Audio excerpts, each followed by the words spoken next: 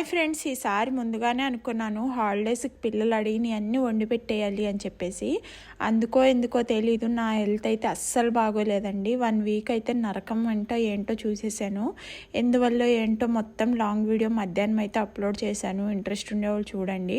నా హెల్త్ బాగోకి వారం 10 రోజుల నుంచి కూడా అసలు వీడియోస్ అది ఏం పెట్టలేదు.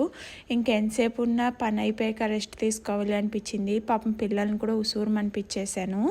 ఇంక ఇలా కాదని చెప్పేసి అన్నయ్య అయితే వచ్చాడు తీసుకెళ్ళటానికి. నన్ను కూడా రమ్మన్నాడు. నేనేంటంటే నెక్స్ట్ మంత్ వస్తాను బావతో కలిపి అని చెప్పేసి నేను వెళ్ళలేదు.